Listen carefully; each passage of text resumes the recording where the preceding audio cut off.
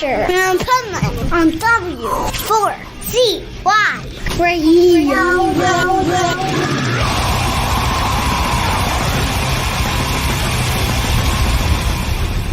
Wake up, America! It's time for the Adventures of Pipeman on W4CY.com, West Palm Beach's #1 internet radio station. Here's your host, the Pipeman.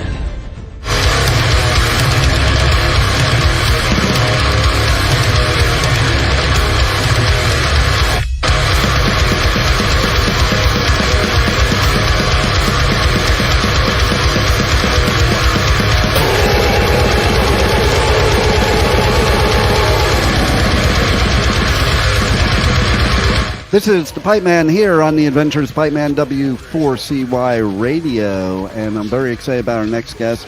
They played at a festival recently that is a killer festival. I was actually going to be there, but then conflicts happened, so I'm bummed that I missed their set.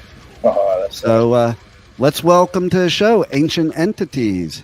How are you, Alec? Man. So, yeah, I mean... Talk to me about, let's start there. Let's talk to me about Milwaukee Metalfest. How was that? Milwaukee Metalfest was great, man. The room was packed. It was just, really amazing time. Everyone had lots of energy.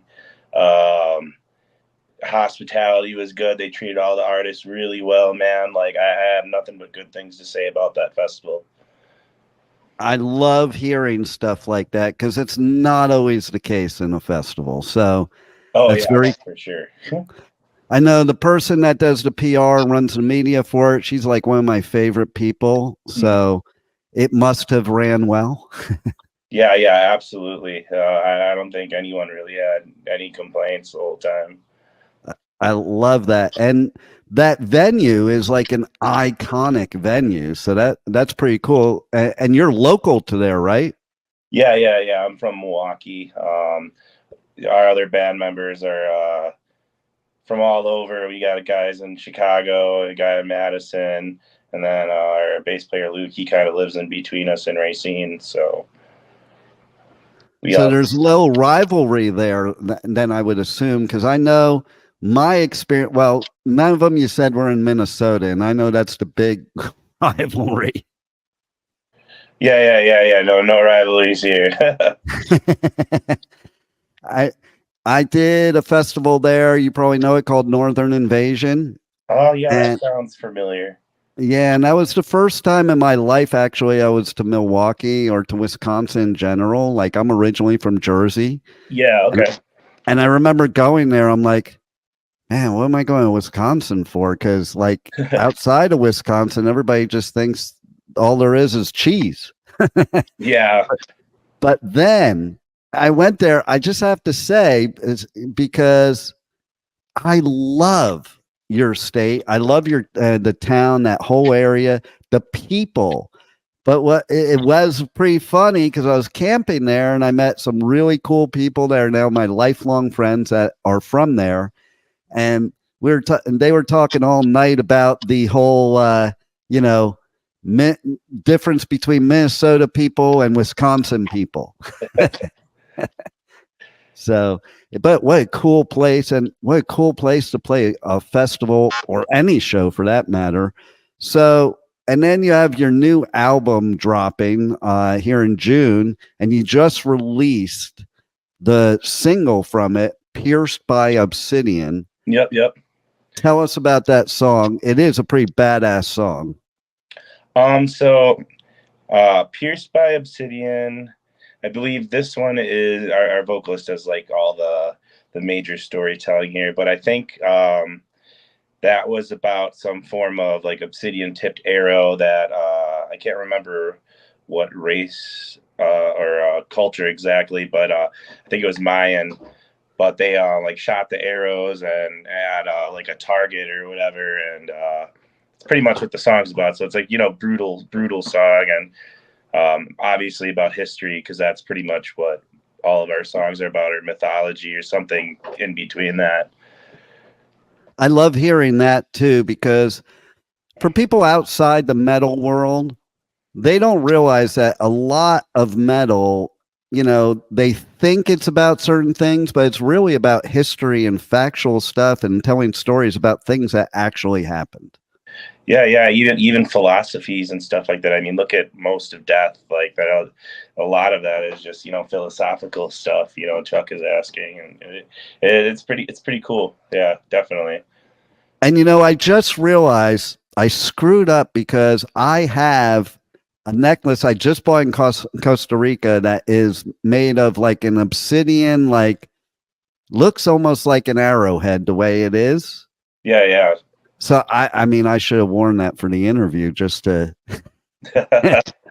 Yeah, for sure, man. Yeah, that's really cool. Right. So I'm like, when I see that, I'm thinking about it because I'm thinking about this necklace I have, and literally I could take that thing and pierce somebody if they pissed me off. Yeah, Obsidian gets sharp. That's for sure. No doubt. And so tell us about the rest of the album. The album is called Echoes of Annihilation. Yeah. Love the name. That's pretty cool. Tell us all about it. So I mean, like I said before, most of our stuff is historical or something historical or mythology. We try and capture that feel throughout pretty much the entire album. You know, like when I present the songs to our vocalist Brian, he kind of has a couple of ideas or things he wants to talk about, rather it be like, you know, like the Anunnaki gods, you know, Sumerian, Mesopotamian. We have a lot of Greek, Mayan, and Aztec on this album, but that'll change as we write more music and stuff like that. We're just kind of go with a couple general themes and just kind of pick you know, stuff to talk about from all around the world. This album is definitely more of a, I wouldn't go as far as say like brutal death metal, but it has a mix of a lot of thrashed, like brutal death and like technical elements of death metal in it. That and that came because I have a lot of different music genres I'm into. I'm into like all kinds of metal, you know, like outside of that I listen to other stuff too, but I kind of compose it in a way where it all fits together, but it's not exactly I hate to say it's not exactly one style because it is, but it definitely has a different feel. And certain parts of the songs, like if we're writing about the Anunnaki, we're going to have a little more mystery, so we kind of put darker tones to the riffs over those parts and stuff like that. But overall, it keeps like a real tribal feel to it, I guess. I dig that. That's cool. And I was when I was listening to it. So I'm an old school thrash metalhead that also likes death and black metal, all from the beginning, you know. And so yeah, I could hear the thrash in it, and I was like, yeah, I could get down with this. I love when you take genres and mix them together. This is something that wasn't done in the very beginning, and everything was like gatekeepers and keep everything separate. Yep. And I think nowadays that wouldn't even work nowadays, even though that's not necessarily, it's still the case in some areas, because there's so many bands now that if you're not mixing and blending genres, you're not sounding unique no matter what. Because it's like, if you just use this formula, like this is death metal, this is black metal, this is thrash metal, and like go by that formula, then everybody's just going to sound the same. Like the big four of thrash, they didn't all sound the same. And certainly, you know, band like Possessed was like, was it death metal? Yes, it was the beginning of death metal, but it was thrash metal first, then death metal, you know, type of thing. So that made them unique even to death metal bands today. And I think that's what makes a band like yours great, is being able to capture the unique sound of your band without having to be, it has to sound like this. Mm-hmm. Yeah. I mean, I grew up in between the old school guys and then like some of the new death metal that was like coming in, and I was even there for like some of like the newer, well, I shouldn't say newer subgenres because they're there, but like like metalcore and all that, like when like Black Dahlia Murder were kind of like brand new on the scene and stuff like that. So, but like I've been inspired by all kinds of stuff, but in general, when I write an album, I kind of try and look at it as like, okay, so if I'm going to go see this band and like, okay, I have to compete, with like 20 other bands and try and sound different somehow. Like, so I look at it from an audience perspective, be like, okay, if I went up on stage, like, what would I want to see from a band? If I went up there, that's kind of like how I write my music. Like I want a death metal band that, they're going to go up there and I'm going to be like, spinning my hair the whole time that they're playing, and that's kind of how I try to write my riffs. They're more like pit riffs, I guess. So that's what I call I love it. Yeah. That's what I'm all about right there. I used to live in LA and take a Greyhound or hitchhike up to the Bay Area to catch like the beginning shows of Possessed and many other bands, but it would talk about brutality. Yeah, man. I mean, I love all that old school stuff too. Like Nile, Necrophages, those are like, some of my huge, like, death metal bands, and, like Decapitated, if we're going like, like old school death metal and shit like that, like the Polish, Swedish death metal, any of that stuff. Like I love all that, like Carnage, like, I think that was like one of my first, Carnage was like one of my first couple death metal albums, like,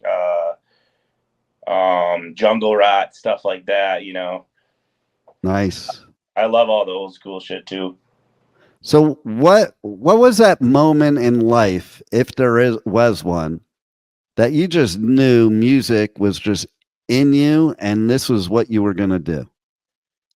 Man, that was a long time ago, but it happened to me at like a later age, because I was an artist before I really was into music or anything like that. So it was like, I was like a freshman or sophomore in high school, and I didn't really listen to music. It was just like whatever someone had on the radio, that's what I was listening to. But my sister was watching something on like MTV. It was like a rock band or something like that, and I was just like, oh, what is this? And I was like, okay, that's kind of cool. And it wasn't like anything like super heavy, or it was like some alternative band. And basically I was just like, this is cool, but like, what else is there? Like, is there something like that goes a little harder than this? And then I found, I think also on MTV, it was like Rammstein, Volkerball. They played like some live clip from that. I was like, yo, that was cool. Like, I want to do what they're doing. And then it just, my taste got progressively heavier. I think after I found like Behemoth. So it was, once I actually found the music I like, that I wanted to listen to, it pretty much just went from like, not heavy to like heavy right away. I think like Behemoth Demigod was maybe like my third or fourth like album I ever listened to, and that was honestly the album that made me go like, holy shit, like that's fucking awesome. Nice. And it's funny because the artistry and the music does go hand in hand. So my question is, as we look at the album cover behind me there, is that your artistry? So this is done by our now previous drummer, Burns. He came up with the concept of the album art, and he did he didn't draw the logo. We had this artist called Art of Darkness do the logo, and once we got that back from him, he did kind of like the filling in of the letters, and we tried a couple different like stone looks and stuff like that, but I think he ultimately settled on this like monotone, like silver and like, with red around it. It's pretty cool, I think. Yeah, it's totally cool. And I'm all about that too. And that's why I say it goes hand in hand. Like I like good album art, good good merch with great art on it. I think it just all goes hand in hand because music is art, and it's like a full-on for me. It's a full-on experience. Like I listen to your album, I want to sit there on the balcony with the album right in my hand, looking at the album art, reading all the stuff while I'm listening to it. Oh yeah, absolutely. That's I'm still about buying albums. I know a lot of the current generation and everything. There's a lot of digital downloading, and it's not even that, even like Spotify just streaming and all that, which is cool. I mean, I stream on YouTube. I don't really use Spotify too much, but well, what's interesting is, like you said, you found music. Okay. And I did too. Nowadays, it's almost like you don't really have to find it because of these things. And I personally liked it better when I did have to find it, because that's how you found some of the coolest stuff. I think nowadays there's just so much flooding. Like if you're listening to Spotify, there's so much flooding into you that you don't really take the time. Mm-hmm. Whereas back then it was like, oh, there's one album. Let me go get that, and then listen to it 50 million times. Yeah. I mean, that, you have to think, like back then there was a very like niche market, there weren't a lot of like, death metal or black metal bands or anything like that yet, like it was still a new genre. And like you're right, there are a lot of bands now like that are out there trying to make it be heard and stuff like that, and you really do have to kind of stand out one way or another, because otherwise people do forget about you easier. I found for the way I find new bands a lot is when we're playing our live shows. Like I purposely won't listen to the local band or whoever, if we go play a tour or something. I'll go like all the band pages and support them, but I'll wait until I go to the show and listen to them. And I find a lot of new bands that way, because I'll go there and be like, oh, these guys are super super sick live. I've never even heard of them before, and then then I'll go grab their music and stuff like that at the shows. But that's how I've been finding new bands, and that's kind of replaced the conventional way for me. And that was finding a random CD back in the day. Yeah, well, that's what's cool about festivals, because I have it too, where that happens for me. Yeah. I go on tour and I do radio coverage at all these festivals here in the UK, US, and Europe. And like, I like to make it a point that if I'm interviewing a band, that I go to their set. Mm-hmm. If I can, sometimes you're stuck back there working, but if I can. But I find so many bands by being at these festivals that I never would have found before. Oh, And it was same back in the day. Like I used to get this thing in LA. It was BAM magazine, and it had all the gigs, and you'd see who looked the coolest, and then you went to the show, and you didn't know what they sounded like.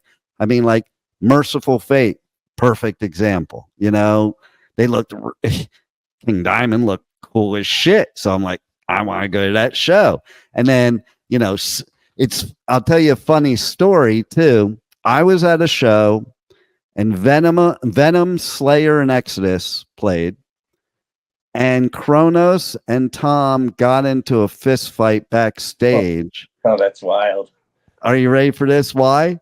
Because Kronos was pissed off because some people were calling Slayer black metal, and he's like, you're not black metal, we're black metal. And the funny part is, in 2024, neither one of them would probably be considered black metal. Yeah. So it is great how it's all evolved and become what it is. It's funny. I was one of those people while I was younger that I didn't want it to evolve. I wanted it to stay like really underground and nobody know about it.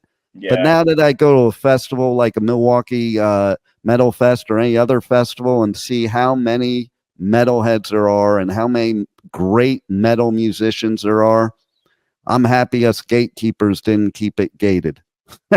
Yeah, for sure. So tell everybody how they can connect to you guys on your socials, on the web, go to your merch store, check out any tour dates, get the new album, all that good stuff. Yeah, so we have a link tree on our Instagram and our Facebook and all that. So that's in all of our about sections and stuff like that. That's got our, Facebook, Instagram, all our links, our Bandcamp store, all of our merch. I'm still getting the store up. We have a couple things up on it, but I have to add a couple things. Like we got some, we're getting some shorts made, and we got a couple new shirt designs. Cool. So we're getting some of the old stuff up on there too that we're just trying to clear stock of, but that's all through our Bandcamp store. You can pre-order the album through the Bandcamp store. Then our main social network right now is Facebook, but we do update Instagram and still have stuff going on there, and of course Bandcamp. So those are our mains.